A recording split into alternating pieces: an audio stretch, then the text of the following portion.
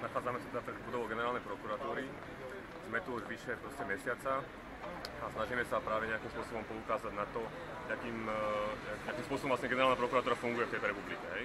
Za sebou máme vypísané niektoré tie najzávažnejšie trestné činy, ale respektíve kauzy, ktoré otriasajú a traumatizujú Slovensko a tie žiaľ Bohu do dnešného dňa absolútne nie sú nejakým spôsobom vyriešené a nielen vyriešené, ale vôbec posunuté do nejakého šetrenia v trestnoprávnej rovine. Takže to si myslím, že to je absolútne kľúčové a myslím si, že na Slovensku neexistuje človek, ktorý by to nevedel, že tieto kauzy, ktoré ukradli alebo teda defraudovali bilióny korún, stále visia vo vzduchu a nič sa nedieje.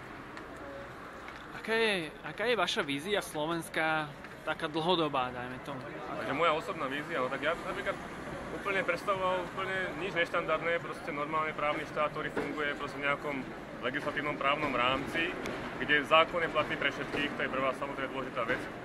Čo sa týka správy verejných vecí, tak tam vidím, žiaľ Bohu, jediné možné riešenie a to je, že partokracia, ktorá tu je, tak tam musí spreč. To je absolútne nefunkčný systém, ktorý nejakým spôsobom toto vedie cez vplyvy rôznych externých, finančných a takýchto skupín.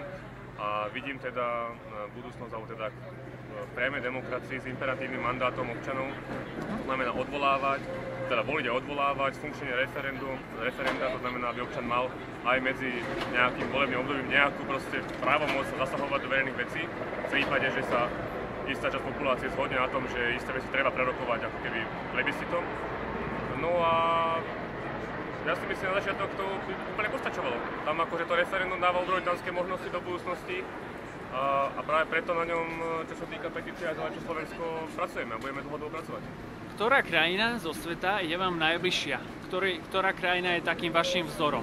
Kde to všetko funguje, vaša vízia? Tak ja úplne akože neviem, že jak to presne funguje napríklad v Japonsku, ale nie je vzor Japonsko, pretože keď som tam bol, tak tam som sa nestretol s žiadnou kriminalitou.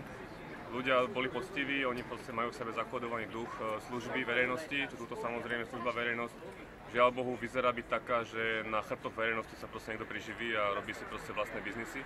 V Japonsku to je diametrálne odlišne, tam každý človek má vlastnú hrdosť a vlastné stále fungujúce svedomie. To znamená, že keď pochybí, tak je to pre neho veľká hanba. Nechcem tvrdiť, že do konca života, ale nejakým spôsobom to tam berú veľmi čestne. Nerobím si teda ilúzie o tom Japonsku, že jak naozaj skutočne funguje, ale tak to na mňa vlastne pôsobilo. Potom Švajčiarsko, samozrejme modelom priamej demokracie ako ľudia, ktorí už pochopili, že pokiaľ nebudú aktívne sa zaujímať o verejné veci, tak nebude nič. Tak akým spôsobom si spravujú krajinu.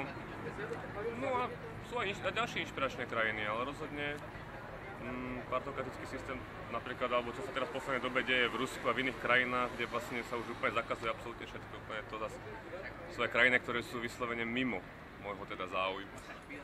Myslíte si, že Európska únia a celkovo posilňovanie európskej integrácie, väčšia taká centralizácia by mohla pomôcť týmto veciam, alebo skôr to vidíte ako ohrozenie demokracie, priamej demokracie? Tak budem hovoriť sám za seba. Vnímam to, ako myšlienku Európskej únie som vnímal pozitívne. Samozrejme, bola to aj nejaká spoločenská masáž a tak ďalej. A stále to vnímam pozitívne, pretože Európska únia spôsobom, ako by mohla fungovať voľný trh tovaru, pracovné miesta, možnosti pre našich ľudí vycestovať, konfrontovať sa s niekým iným a nejakým spôsobom zdravo, ako keby sa presadiť na trhu práce alebo tak, to vidíme ako prínosné, ale centralizácia a urobiť z Európskej únie superštát bez nejakej identity jednotlivých krajín, jednotlivých národov s nejakými befémi, že musíme spaľovať pšenicu a zničiť cukrovú trstinu, a teda cukrovú repu, pretože taký je príkaz a naši ľudia de facto hľadujú, lebo 50% žije na úrovni biedy, tak to úplne ako nevidím teda. Ja si myslím, že tieto rozhodnutia niektoré sú veľmi nesprávne. Hlavne teda, čo sa týka vzťahu Slovenska teda kvázi k tým lídrom Európskej únie, ako sú Nemecko a Francúzsko. Ak smiem, ešte posledná otázka. Možno trošku politická, nemusíte sa priamo vyjadriť, ale že ktorá politická strana, alebo ste veľmi kritickí ku partokracii, ale v súčasnom systéme bolo by dobre asi mať podporu aj politickej strany, ktorá by ten partokratický systém odstránila. Vidíte nejakú nádej, že ktorá politická strana by to mohla zmeniť? Tak čo sa týka tých politických strán, tak situácia na Slovensku, ktorá vyvstala z volieb 10.3. je taká, aká je, čiže tu nie je žiadna možnosť. Takže čisto len tretí sektor občianskej aktivity. Ja si myslím takto, akože, čo sa týka tých politických strán, podľa mňa akože politické strany mali 22,5 roka na to, aby ukázali, akým spôsobom zmýšľajú proste uberať Slovensko. To, že teraz sú tam niektoré nové tváre a tak ďalej, nemôžeme hodnotiť, pretože ich vlastne pobyt v parlamente bol nejaký. Ale obecne nemyslím si, že spôsob, akým sa volia alebo delegujú zástupcovia cez politické strany a vlastne cez nominácie politických strán je správny, pretože tá väzba medzi občanmi a tými konkrétnymi ľuďmi, ktorí tam sedia, je prakticky nulová, lebo to rozhodne nejaká politická strana.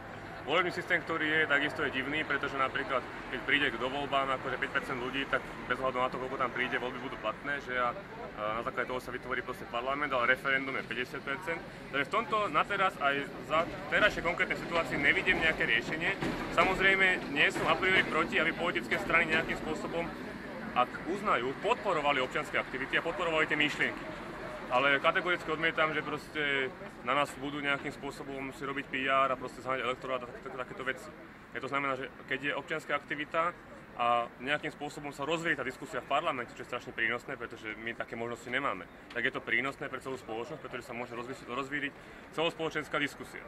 A tam sa samozrejme ukáže, kto je čo a jak, a nechceme referát, blbosť a na čo to je. Tam presne sa každý vyfarbí, že ako to v skutočnosti myslí so Slovenskom, pretože požiadavky, ktoré napríklad tu máme, sú absolútne legitímne a myslíme si, že teda ako situáciu na Slovensku môžu posunúť niekam.